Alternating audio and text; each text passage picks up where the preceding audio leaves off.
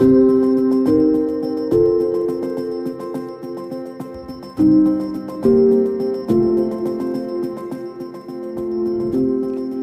l'Europe doit être plus forte face à la Russie? Comment la tyrannie de la pénitence affaiblit l'Europe et empêche de faire face aux dangers actuels et russes? Vous écoutez le podcast L'Ukraine face à la guerre. Ce podcast est enregistré en Ukraine et par des Ukrainiens.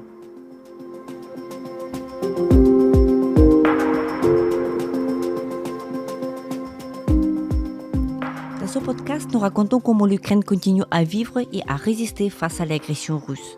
Nous proposons des analyses, mais aussi des témoignages. Nous essayons de vous faire comprendre l'Ukraine, son histoire, sa société et sa culture.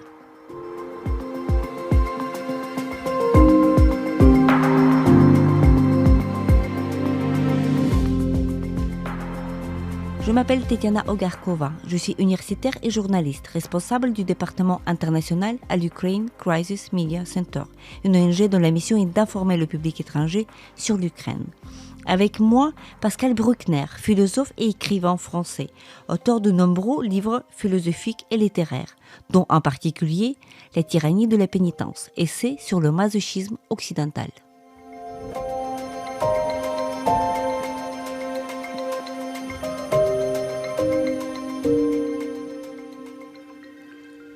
Bonjour Pascal, je suis très contente de vous voir, nous sommes à Paris. Pascal Bruckner, je vous connais depuis des années, on s'est vu à Lviv et dans le forum de livres, c'était en 2014 ou en 2015 sans doute. Vous étiez invité à ce forum à Lviv, à l'ouest de l'Ukraine. Vous connaissez bien l'Ukraine et vous avez surtout, je vous connais surtout et tout d'abord comme l'auteur de ce livre sur la tyrannie de la pénitence, un concept qui nous plaît beaucoup, qui explique à nos yeux beaucoup de choses par rapport à l'Occident. Alors, il nous semble qu'aujourd'hui, après la grande invasion de la Russie en Ukraine, ce concept, cette réalité de la tyrannie de la pénitence devient encore plus d'actualité. Est-ce que, selon vous, ce concept que vous avez formulé il y a des années, quel est d'actualité aujourd'hui et dans notre contexte et pourquoi ? Oui, alors l'Europe de l'Ouest est marquée par la mauvaise conscience depuis longtemps, puisqu'en 1983, j'avais écrit Le sanglot de l'homme blanc, qui était déjà sur la mauvaise conscience coloniale et impériale des 8 nations colonisatrices du monde occidental. Donc ça ne correspond pas du tout à l'Europe centrale ni à l'Europe orientale, qui a plutôt été colonisée que colonisatrice. Et cette mauvaise conscience qui est très forte dans les opinions publiques de l'Ouest se marque par un certain nombre de caractéristiques. Notamment, il y a l'idée, pour revenir à l'actualité, défendue par Hubert Védrine et par Dominique de Villepin, que c'est l'Occident qui est responsable de l'invasion de l'Ukraine par la Russie, que nous avons humilié les Russes.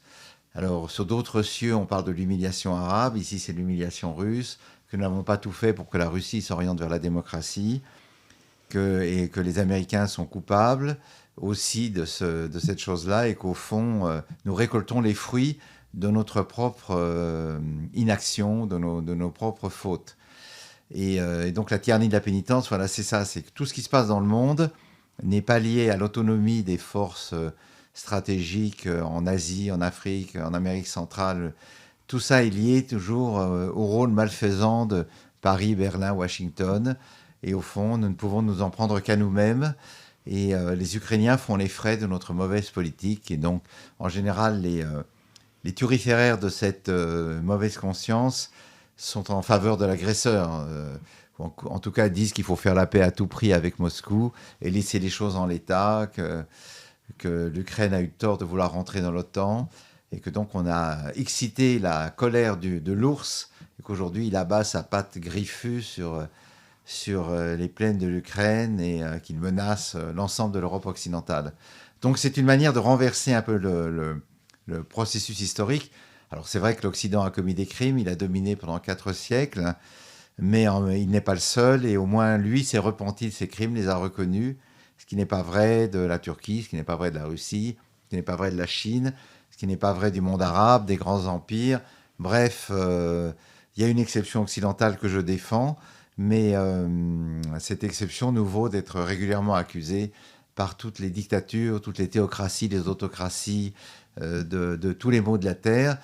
Fardeau dont nous nous chargeons très volontiers parce que c'est une certaine manière pour les Occidentaux de se hausser du col, de se dire on reste encore les plus forts, même dans le pire.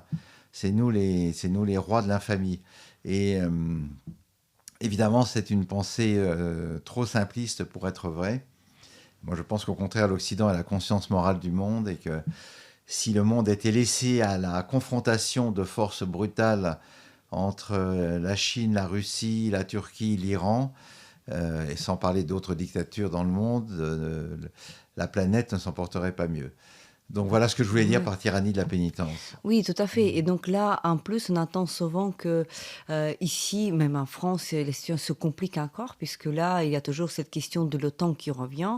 Nous avons passé une semaine à Paris, nous avons entendu à maintes reprises, même dans le public, qui serait plutôt favorable à la cause ukrainienne et qui serait plutôt du côté de l'Ukraine dans cette guerre cruelle que la Russie mène contre nous depuis 9 mois. Mais on entend quand même cet argument de l'OTAN qui est coupable, l'OTAN qui avait provoqué la Russie, et que voilà que la Russie n'agit qu'en réaction en fait à cette agression. Et donc bien sûr que cette thèse vue de l'Ukraine, bien sûr on comprend que c'est une thèse largement véhiculée par la propagande russe, parce que c'est partout, donc pour les Russes c'est partout l'Occident qui est coupable de tout, et ça ne cesse pas de nous surprendre en fait de voir que voilà l'OTAN il est coupable, et donc il faut ajouter qu'ici en France il y a quand même cette attitude, comment vous la décrivez, ambiguë, n'est-ce pas, envers l'OTAN, puisqu'il y a les États-Unis derrière. Vous qui connaissez aussi très bien les États-Unis, vous voyagez souvent en Amérique, comment expliquez-vous déjà, historiquement, dans la perspective historique, cette méfiance qui existe entre la France et les États-Unis, et par conséquent aussi avec l'OTAN? L'histoire de l'anti-américanisme en France est très ancienne. Et elle date surtout du 19e siècle, puisque les Français et les Américains étaient unis dans la Révolution. Les Français sont allés aider les Américains à se battre contre les Anglais.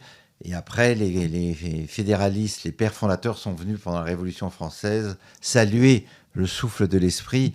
Mais depuis, les choses se sont dégradées. Et en ce qui concerne l'OTAN, la plupart des gens ne connaissent pas la réalité. Et ce qu'ils ne savent pas, c'est que les pays baltes, la Pologne, la Roumanie, la Bulgarie ont supplié les Américains de rentrer dans l'OTAN.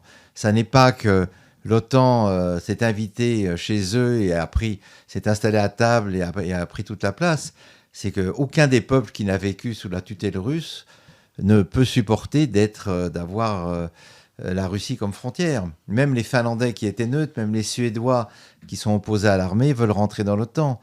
Et la prise de conscience a été très lente. Mais ici, comme on est très loin du théâtre des opérations, on croit que l'OTAN est une organisation agressive alors que c'est une organisation de défense. Et alors là, Macron s'est beaucoup trompé. Quand il a décrété l'OTAN en état de mort cérébrale il y a 3 ans, il a commis une erreur de jugement.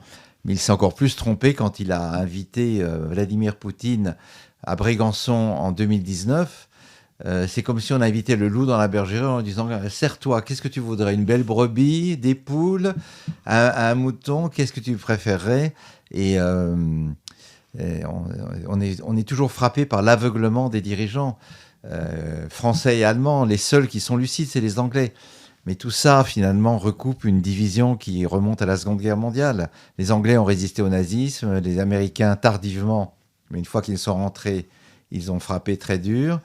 Et les Français ont collaboré, ils ont résisté, ils ont collaboré, ils ont un peu résisté. Et les Allemands, bon, évidemment, étaient les méchants à l'époque. Mais, et donc, il y a cette réalité. Les Français ne connaissent pas l'Europe de l'Est. Ils ne sont jamais allés au-delà de Berlin ou peut-être un peu à Varsovie.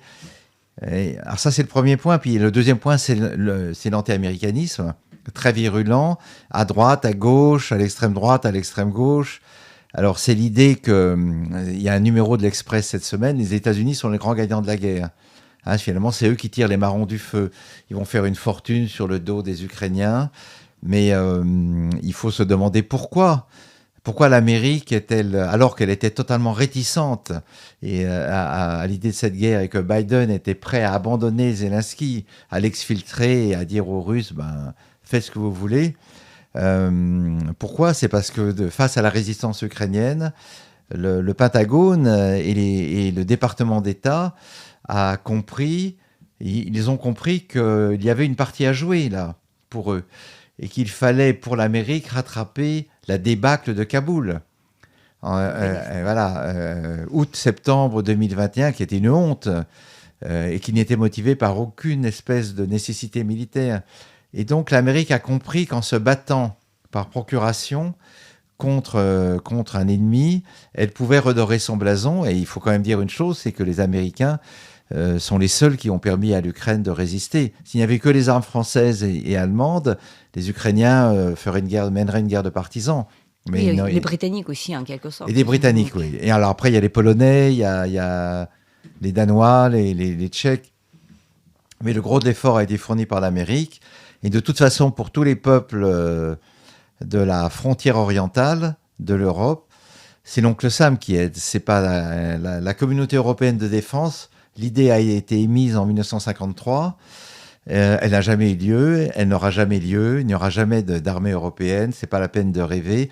Ce sera toujours une Europe qui travaillera conjointement avec l'OTAN, qui nous sert de parapluie militaire. Or, ce parapluie militaire, il est américain. On l'a vu en 1994, quand ce sont des avions de l'OTAN qui ont bombardé les positions serbes à Sarajevo. En 1999, quand c'est l'armée américaine qui a bombardé Belgrade. Et d'ailleurs, la guerre en ex-Yougoslavie était une répétition générale de la guerre qui a lieu aujourd'hui. Les mêmes arguments, la même rhétorique, et les mêmes liens entre Belgrade et Moscou, la même fascination pour le grand frère slave qui massacre, qui tue, comme l'ont fait les Serbes. Et donc, cet anti-américanisme, évidemment, il touche au patriotisme français. C'est-à-dire que nous aussi, on aimerait être une grande nation comme autrefois, et on aimerait... mais on a d'autres intérêts, et puis on n'a pas les moyens, tout simplement, puisque la livraison de 18 canons César a dégarni la défense française. Je crois qu'il nous en reste une soixantaine, mais on n'a pas assez de munitions pour aider les Ukrainiens. Et en cas d'attaque, donc ça, cette guerre a été utile pour nous, le général Thierry Burkhardt, le chef d'état-major des armées françaises, a dit que la France tiendrait 3 jours. 3 jours, on a 25 000 soldats professionnels, on tiendrait 3 jours pour se défendre. Donc c'est quand même très peu. Donc l'Europe a évacué la guerre de son paysage mental. Et puis la France a une tradition russophile qui a survécu au communisme. Avant, c'était une tradition francophile de la part des élites russes, puisque le début de Guerre et Paix, c'est quand même le personnage de Pierre qui vient de passer plusieurs mois en France et qui ne s'exprime qu'en français. Donc tout ça explique effectivement la méfiance vis-à-vis de l'OTAN, alors même que nous sommes dans l'OTAN et que nous travaillons en Roumanie. Il y a des troupes françaises sous commandement militaire de l'OTAN. Donc voilà, c'est un mélange d'anti-américanisme, de chauvinisme malheureux, de russophilie malgré tout, et puis de fascination pour Poutine, parce que Poutine fascine tous les esprits faibles de la gauche et de la droite. Mélenchon adore les dictateurs, mais tous. Castro, Xi Jinping, Poutine, Kim Jong-un, Maduro, Chavez, et Marine Le Pen est la petite fille de Poutine. Elle est allée montrer patte blanche au Kremlin. Elle avait essayé aussi d'être reçue par Donald Trump, mais ça n'a pas marché. Mais au Kremlin, et le Rassemblement national est un parti vassal. Le Rassemblement national en France n'est ni à droite ni à gauche, il est à Moscou, il est à l'Est. Donc on peut dire de lui ce qu'on disait autrefois des communistes, qu'effectivement il est dans la main de Moscou. C'est des partis souverainistes. Et les Russes ont payé beaucoup de gens en France. Alors ça, il y a une enquête qui mériterait d'être faite. Qui a été payé par les Russes chez nos intellectuels ? J'en connais un certain nombre, mais je ne vais pas les nommer parce que je ne veux pas être poursuivi pour diffamation. On sait que la DGSI, donc les renseignements intérieurs français, ont soupçonné Thierry Mariani et un Pozzo di Borgo d'être financés par les Russes. Mais à mon avis, la liste des intellectuels, journalistes, hommes politiques stipendiés est très longue. Oui. Tout ceci étant dit, on ne cesse pas de s'étonner de voir qu'ici, en France et sans doute aussi ailleurs en Europe, il n'y a pas de sentiment de danger vis-à-vis de la Russie. Nous, vu de l'Ukraine, nous avons bien entendu les ultimatums, par exemple, qui dataient de décembre 2021, quand Poutine disait donc que voilà que l'OTAN doit se retirer dans les frontières de 97. Nous attendons cette rhétorique anti-occidentale et très très humiliante, en fait très agressive à la télévision russe pendant des années. C'est tourné contre l'Occident, contre la France. Il ridiculise la France, il ridiculise les Angleterres, les Allemands bien sûr, parce que les Allemands restent toujours les nazis pour eux. Et donc on est toujours surpris donc dans tous les gestes que vous avez décrits, dans toutes les habitudes, les comportements, qu'il y a quand même le sentiment de la survie, de la sécurité. Pourquoi l'Occident a-t-il perdu en fait le sentiment de la sécurité, puisque cette guerre, on a toujours du mal à percer avec cet argument, et ceci depuis 2014, d'expliquer que cette guerre qui avait commencé bien en 2014 avec l'annexion de la Crimée, avec l'invasion de Donbass, elle ne concerne pas uniquement l'Ukraine. Ce que veut Poutine, c'est pas du tout Gorlivka ou Druzhkivka ou bien même Crimée. Même Crimée, il la veut, mais c'est pas que ça. C'est aussi, voilà, et donc il méprise profondément de cette propagande russe. Il méprise profondément l'Occident, il le met en danger. Et donc, étant donné que je pense qu'il y a quand même une certaine lucidité dans la société, les Français et les autres Européens comprennent que le parapluie de sécurité, ça provient pas d'ici, ça provient des États-Unis, donc qui sont en quelque sorte sans défense. Pourquoi, voilà, ce sentiment de sécurité, de danger perdu face à la Russie, qui, là maintenant c'est très clair, c'est un agresseur. Alors en France, je pense que c'est dû à la dissuasion nucléaire. On pense qu'on a l'arme atomique et que donc ça va nous protéger de tout, mais en fait, on sait très bien qu'on ne l'utilisera pas. Globalement, s'il y a une attaque russe, les gens se rendront où ils trouveront des arguments pour ne pas se battre. Et oui, ça fait longtemps que l'Europe est la proie des attaques russes. D'abord, les milices Wagner attaquent les Français dans le Sahel depuis 5 ou 6 ans. Les avions russes survolent les côtes françaises, anglaises, allemandes depuis des années. Les cyberattaques sont multiples de la part de la Russie. Malgré ça, il y a une sorte de surdité, d'aveuglement. On ne veut pas savoir. On pense que Poutine plaisante, que ça n'est pas son intérêt de faire la guerre. C'est le grand argument. Moi, j'étais sûr qu'il allait attaquer. Hein. J'avais fait des paris avec tous mes amis, mais on disait non, il n'y aura pas de guerre, c'est pas possible. Il ne peut pas faire ça, puisque nous pensons que en bons capitalistes, que les êtres sont mus par leur intérêt. Donc l'intérêt économique n'est pas là de faire la guerre. Mais Poutine est un homme de passion, c'est un possédé froid, et donc il a suivi sa passion conquérante et non pas ses intérêts immédiats.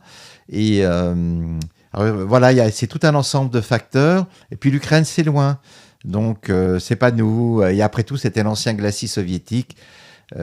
Pour les Français, l'Ukraine a toujours été un morceau de la Russie et non pas un pays détaché. Hein. Dans la géographie imaginaire de l'Europe occidentale, c'est un peu ça. Les grands écrivains russes sont indifféremment ukrainiens ou russes, et donc il n'y a pas de conscience du danger. Sauf quand Poutine a menacé de la bombe atomique. Et il a vraiment fallu cette guerre pour que les pays scandinaves, Norvège, Suède, Finlande, se réveillent. Mais il y avait déjà eu la Norvège avait déjà réagi parce qu'il y a beaucoup d'espions russes en Norvège. Et Joe Nesbo, qui est un auteur de romans policiers norvégien, qui est pas mal, qui fait des bons livres, a fait une série qui s'appelle Occupation, qui raconte comment les Russes, petit à petit, envahissent la Norvège pour s'emparer des puits de pétrole. Et parce que les Norvégiens se permettent de critiquer la politique du grand voisin. Et l'ambassade russe a protesté très violemment contre cette image et a voulu interdire la série, mais la série est passée. Et en fait, cette série, elle date de 2015 ou 2016, et elle est très prémonitoire. Joe Nesbo avait tout compris. Effectivement, la Scandinavie est menacée, et les Russes font des provocations. Et pourtant, en dépit de cela, il y a beaucoup de partis frères aujourd'hui de Moscou qui pensent qu'un homme à poigne comme Poutine, c'est ce qu'il faut pour l'Europe, et que Poutine est le meilleur rempart contre l'islam radical, alors que Kadyrov, donc le poulain de Poutine est lui-même un djihadiste et que Poutine a une attitude très très ambiguë vis-à-vis de Daesh, d'Al-Qaïda et des talibans. Mais c'est la phrase de Zemmour, Éric Zemmour, qui disait il y a quelques mois, ce qui nous manque en France, c'est un Poutine.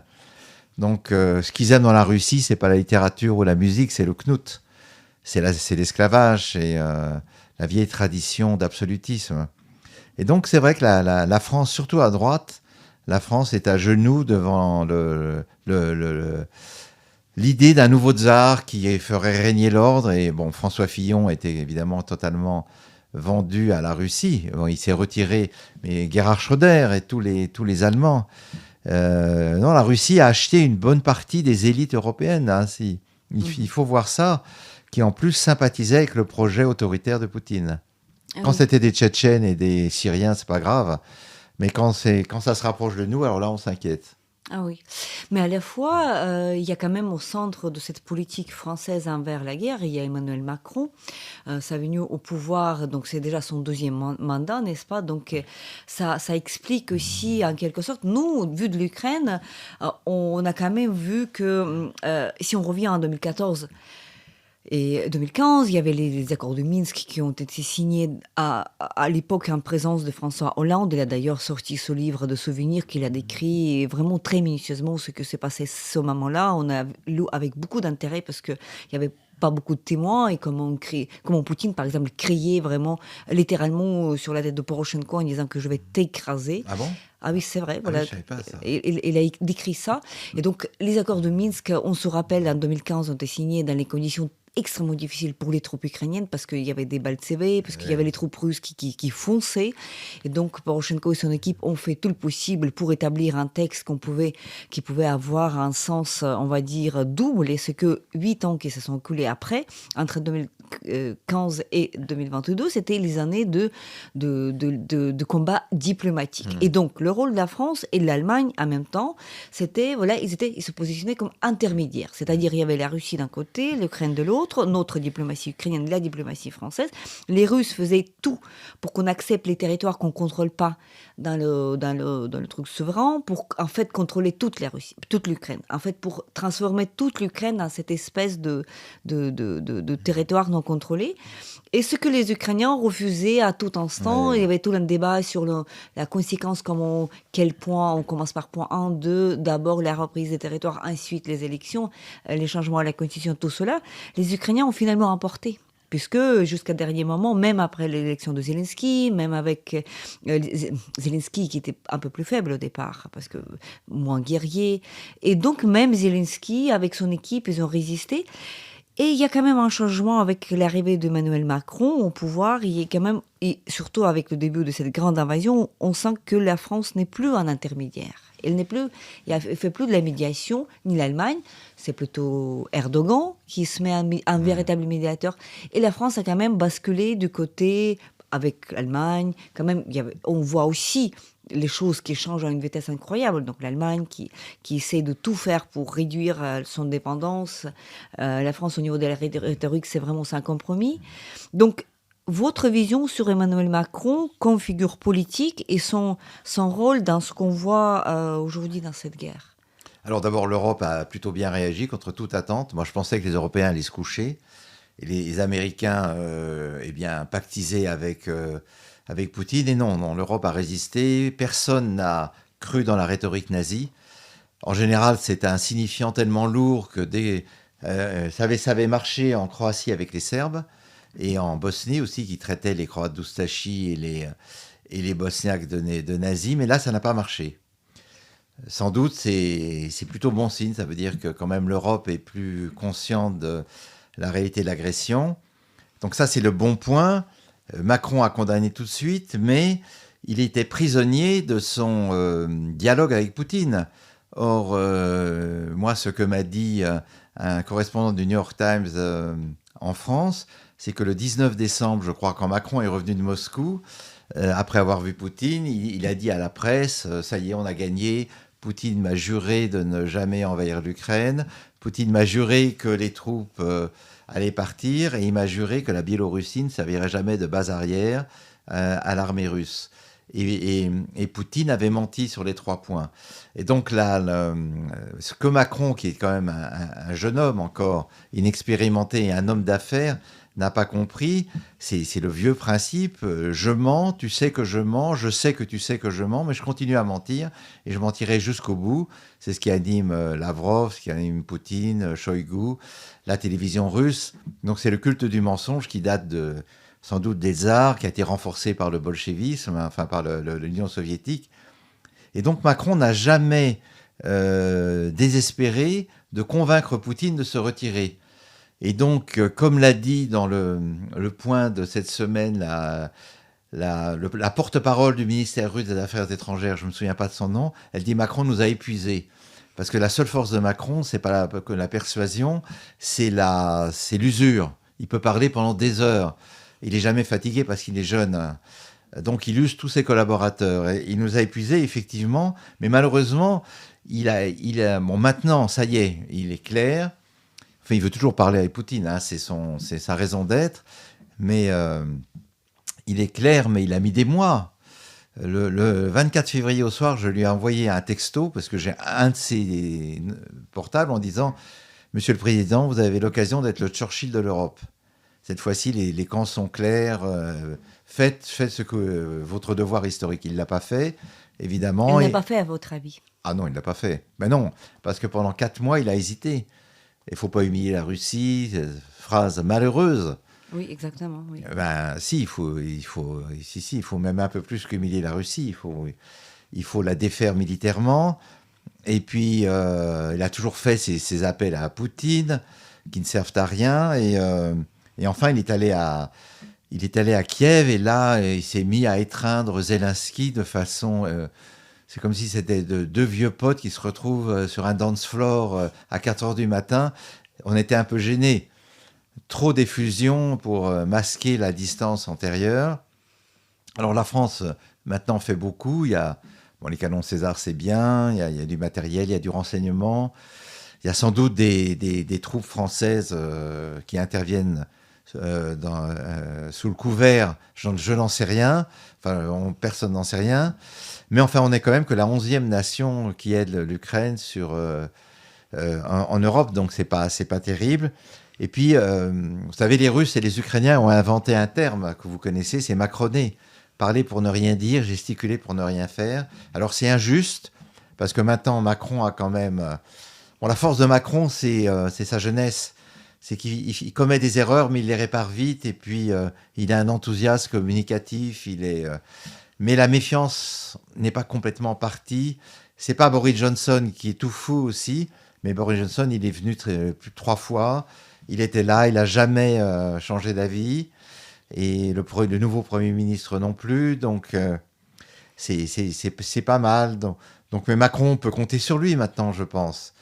Peut-être qu'un jour, il appellera Poutine et Poutine lui dira « Est-ce que tu peux me sauver? Est-ce que tu peux m'exfiltrer de Russie parce que je suis menacé de mort ?» Donc, j'imagine, c'est une utopie.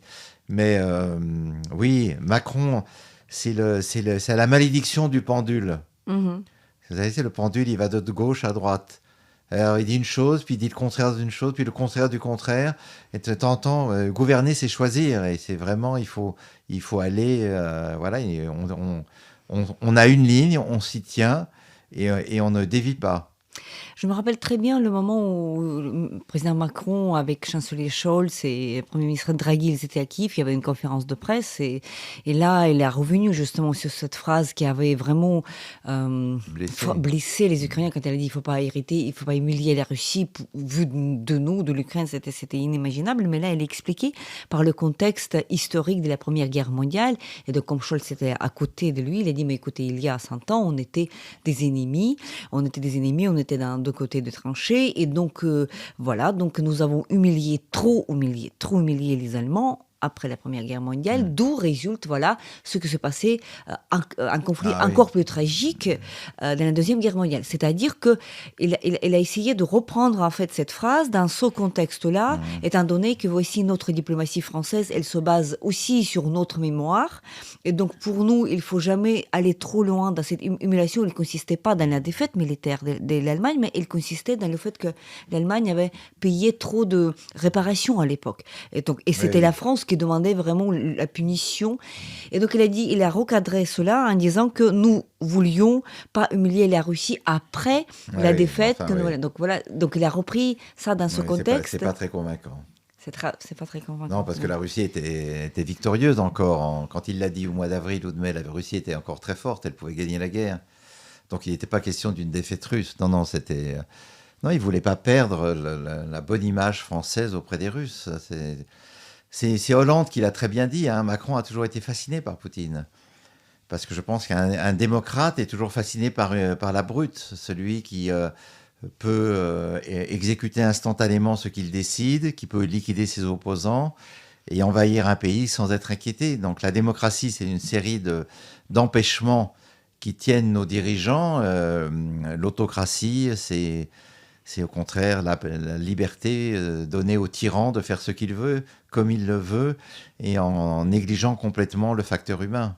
Vous avez voyagé en Ukraine en avril, très tôt, en comparaison avec d'autres occidentaux, très tôt, au début avril.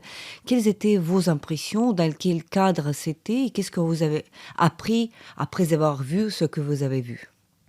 Alors, je n'ai pas vraiment appris de choses, c'était plus des choses vues. Je suis parti avec une mission de parlementaires européens et français. Il y avait l'ex-premier ministre belge, dont j'ai oublié le nom, mais qui est très pro-ukrainien. Et donc, on a fait le trajet normal, Paris-Cracovie, Cracovie-Lviv et Lviv-Kiev. On avait une certaine appréhension, je ne vous cacherai pas. On a été accueillis par les membres du RAID de l'ambassade de France à Lviv, puis pris en charge par les troupes ukrainiennes.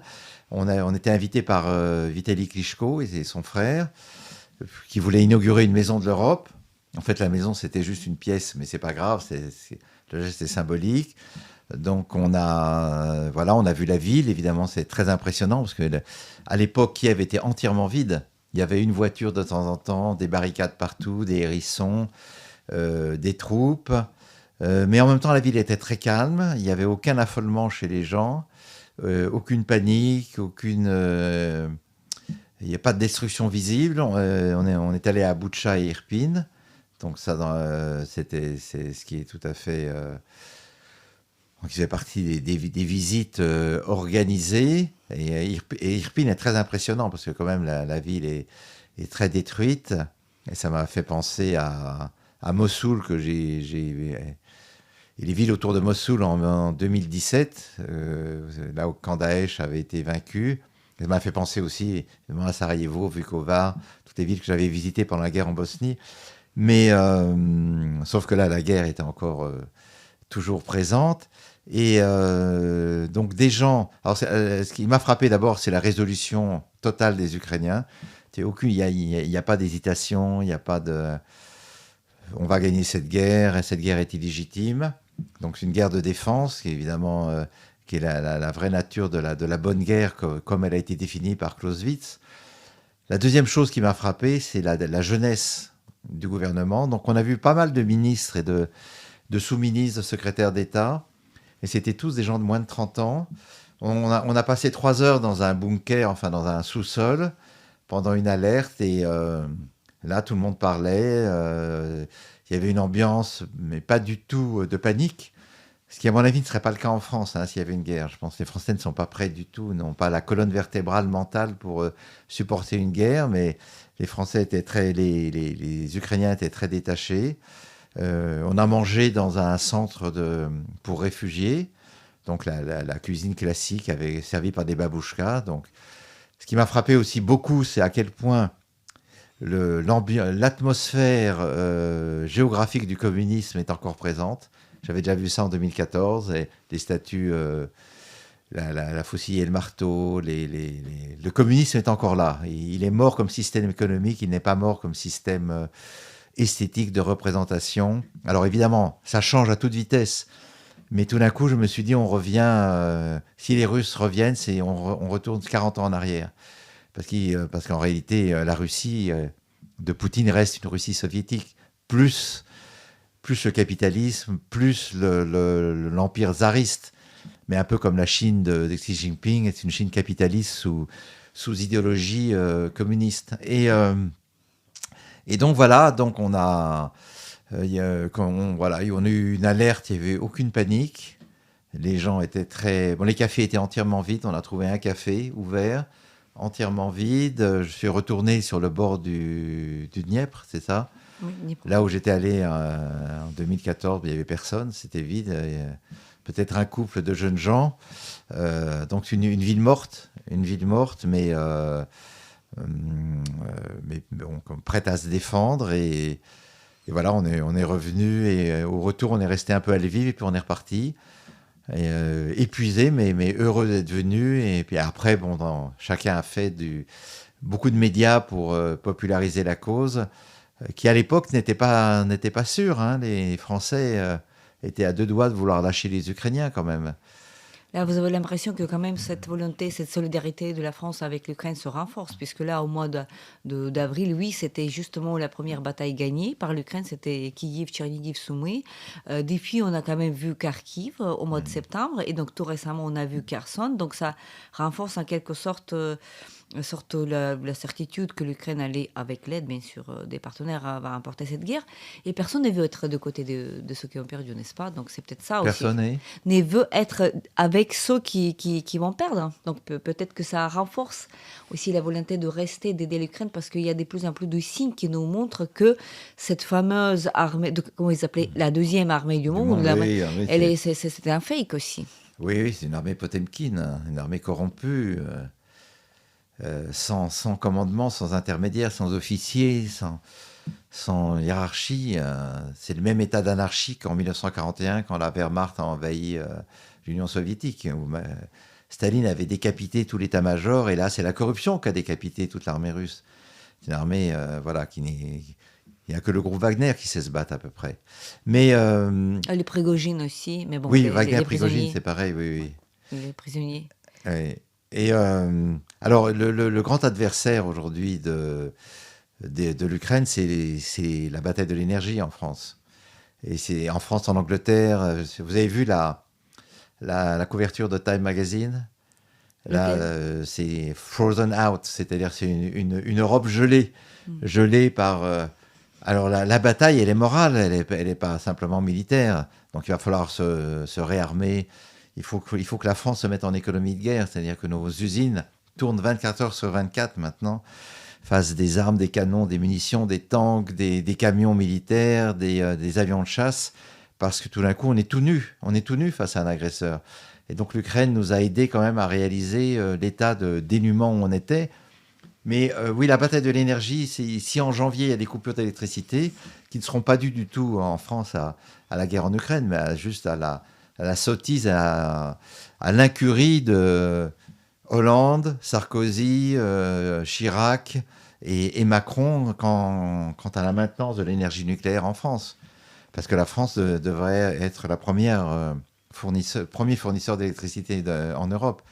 Et à cause de la sottise des écologistes, on a commencé à fermer les unes après les autres les centrales nucléaires pour faire des moulins à vent et des panneaux solaires qui proviennent tous de Chine.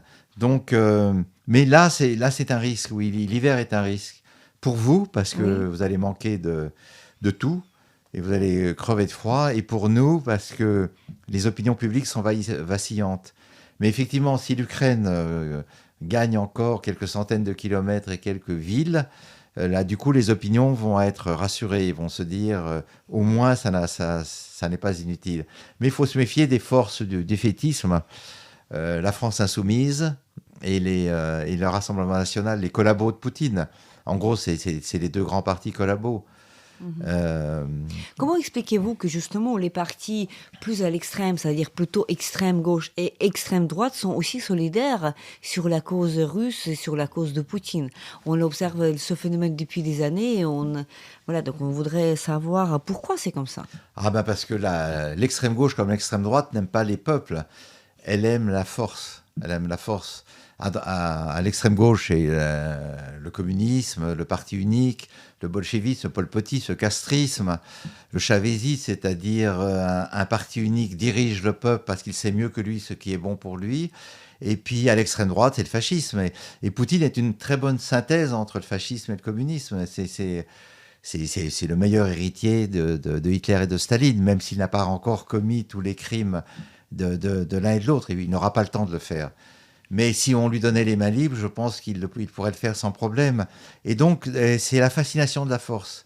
C'est vraiment ça, c'est cette idée, un homme éclairé impose sa volonté à un peuple et l'oriente dans la bonne direction. Et Mélenchon, qui est lui-même une personnalité très ambiguë, moi j'ai toujours pensé que Mélenchon était un authentique fasciste. Hein. C'est un péroniste, pour reprendre l'exemple de l'Amérique latine, ou un fasciste de gauche, plus orienté sur les questions sociales, et Marine Le Pen et tout le Rassemblement national, où c'est des gens, des autoritaires de droite classiques, avec un passé fasciste quand même. Donc, et là, Poutine, c'est le dieu pour ces deux-là. Alors là, évidemment, c'est pas de chance, parce que le dieu est à genoux, et il l'aime plus. Il y a eu Poutine, il y a eu Trump, il y a eu Bolsonaro, toutes ces figures qui tombent les unes après les autres. Et donc la chute de Poutine, ce sera aussi la remise en cause de la tentation populiste en Europe.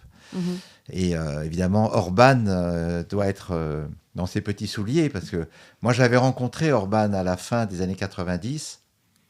J'avais rencontré, je ne sais plus où, et c'était un homme charmant, hein, très intelligent, dynamique, libéral. Et puis, il a pris ce tournant d'un certain nombre de dirigeants est-européens.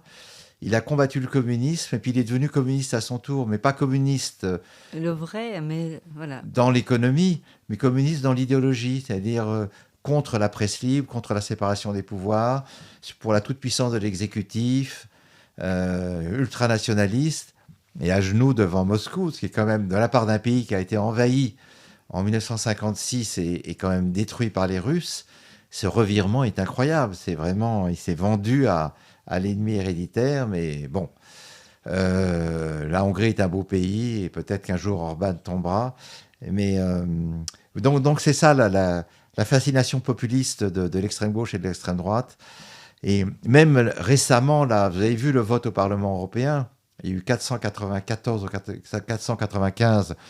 Alors le texte, je le trouve très maladroit, moi. État propagateur du terrorisme, je ne trouve pas ça très bon. Mais peu importe, parce que les alinéas sont meilleurs.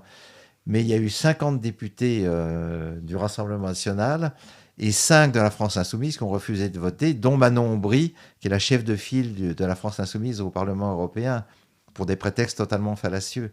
Mais donc, là, ils ont perdu. Mais là, ils ont perdu parce qu'ils étaient à minorité. Oui, alors ils ont perdu. Mais quand même, on voit bien que tout dictateur peut un jour enflammer le cœur des extrémistes en France, parce qu'il ne faut pas oublier que dans l'histoire de France, il y a eu la Révolution française, mais il y a eu la Terreur. Et la Terreur reste encore un souvenir, une grande nostalgie, notamment dans le cœur de Jean-Luc Mélenchon.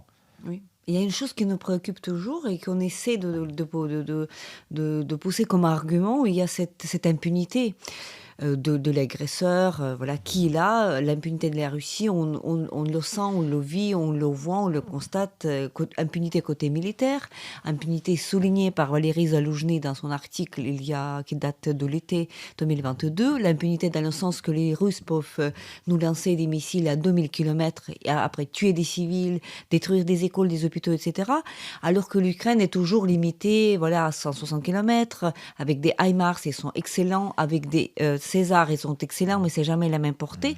Et donc voilà, donc cette impunité-là.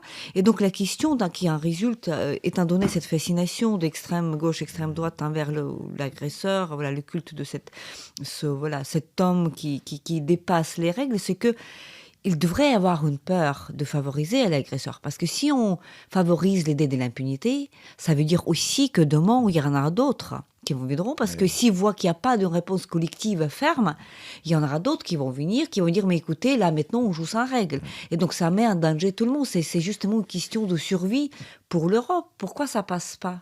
Ça passe pas pour une raison simple, c'est l'arme atomique. C'est comme Poutine est fou, en tout cas il joue le fou, hein. C'est la phrase de Machiavel, il faut jouer le fou pour faire peur à ses adversaires. Aussi bien les États-Unis que l'Europe ont peur d'une troisième guerre mondiale, c'est ça. Et donc ils se disent, pour l'instant, Poutine n'a pas bougé ses armes nucléaires tactiques, mais il peut le faire un jour. Et donc j'ai eu il y a 15 jours, j'étais au Texas, avec un gradé américain, une conversation sur l'utilisation des HIMARS à moyenne et à longue portée. Et il dit, c'est vrai que là-dessus, le Pentagone ne veut pas, parce qu'ils ne veulent pas provoquer une riposte massive des Russes. Et donc, pour l'instant, ils s'en tiennent à cette solution intermédiaire, très précise, avec l'aide des satellites d'Elon Musk et de la NASA. Oui, c'est vrai, c'est une guerre limitée dans sa riposte. Et donc, pour les Ukrainiens, c'est terrible, parce que les souffrances sont indicibles et les destructions immenses. Je ne sais pas si un jour l'OTAN décidera elle-même de riposter aux attaques russes. Mais c'est vrai que par moments, les Ukrainiens doivent se sentir très seuls, malgré le soutien occidental, parce que la disproportion est gigantesque entre les uns et les autres. Et moi, j'aimerais qu'on aille un peu plus vite et qu'au moins on puisse toucher des villes russes, et que quand on détruit une centrale électrique à Kiev, les gens de Moscou, eux aussi, soient privés d'électricité. Alors j'imagine que le SBU et les services secrets de l'armée ukrainienne ont des actions cachées en Russie. Je vois bien que de temps en temps, il y a un dépôt d'armes qui saute, il y a des réservoirs qui explosent. Et puis, il faut pouvoir aussi détruire les navires russes qui sont dans la mer Noire et qui envoient des missiles à 2000 km. Parce que c'est ça. Et donc, fournir aux Ukrainiens des armes qui leur permettent de riposter et de calmer les Russes. Mais oui, c'est un soutien conditionnel. Il faut bien comprendre ça. Et un soutien qui s'accélère tout doucement, c'est ça, c'est très très lent. Et plus les Ukrainiens vont gagner, plus sans doute les Occidentaux vont aider l'Ukraine. C'est vraiment le paradoxe de ce vieux proverbe « Aide-toi et le ciel t'aidera ». Si l'armée ukrainienne n'avait pas repoussé les parachutistes russes, n'avait pas gagné la bataille de Kharkiv, jamais l'Amérique ne se serait engagée, ni l'Europe. On aurait fourni des gilets de sauvetage et des casques. Des casques et tout, mais jamais on aurait fourni des armes. Donc, c'est en mesure de succès des troupes ukrainiennes oui, que l'aide supplémentaire. Ce n'est que ça, C'est-à-dire qu'au début, vous êtes seul face à l'agresseur. Donc, c'est une situation très, très difficile. Mais en tout cas, on voit que la réticence de Sarkozy, Angela Merkel et d'autres à vouloir faire intégrer l'Ukraine à l'OTAN pour ne pas provoquer la guerre était une erreur magistrale. Ça a été une faute majeure, une faute stratégique majeure. Parce qu'on n'a pas eu l'OTAN, on a eu la guerre. Donc, et maintenant, l'Europe a peur, l'Europe a froid, et l'Europe a peur d'une bombe atomique, et donc on est en porte-à-faux.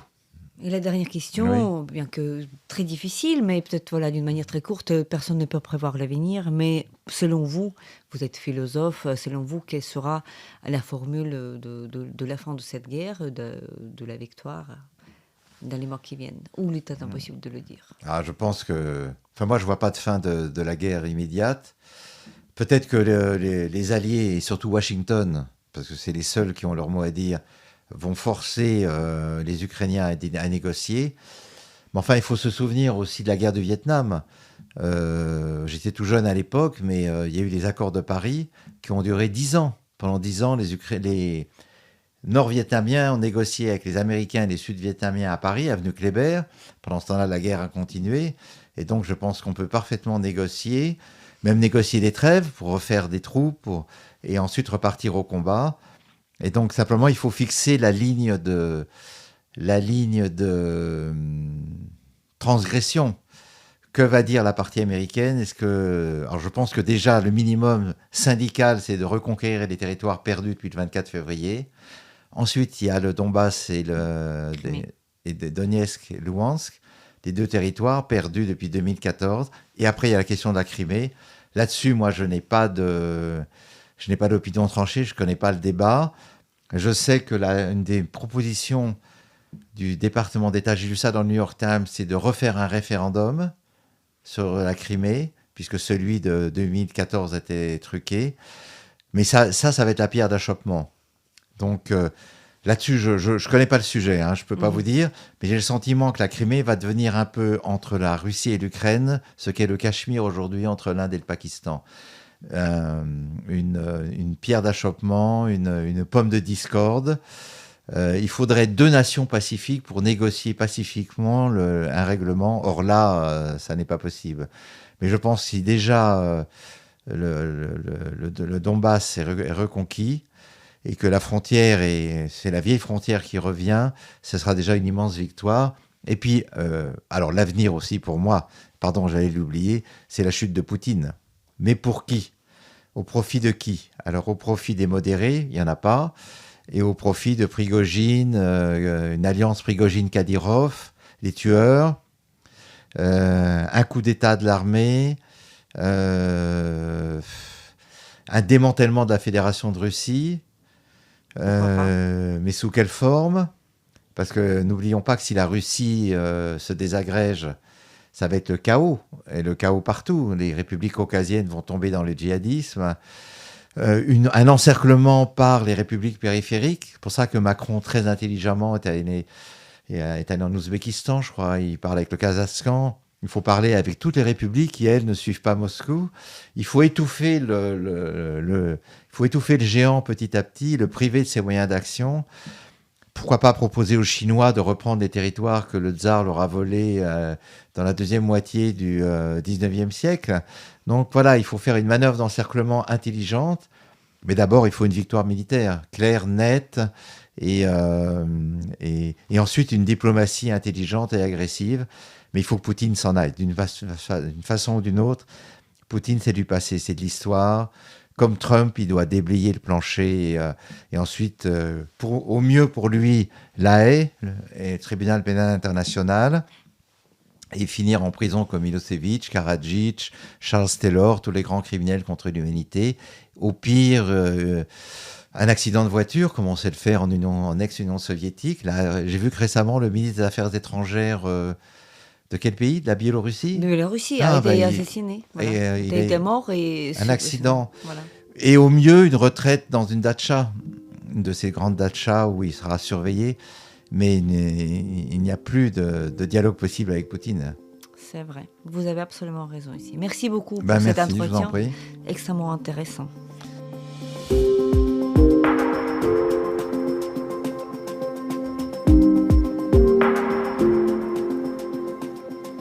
C'était le podcast L'Ukraine face à la guerre. N'hésitez pas de partager cette émission. Nous n'allons pas tarder à enregistrer et diffuser d'autres épisodes. Je m'appelle Tetiana Ogarkova, j'étais accompagnée par Pascal Bruckner, philosophe et écrivain français, l'auteur de nombreux livres littéraires et philosophiques, et dont, par exemple, La tyrannie de la pénitence, essai sur le masochisme occidental. Restez avec nous et soutenez l'Ukraine.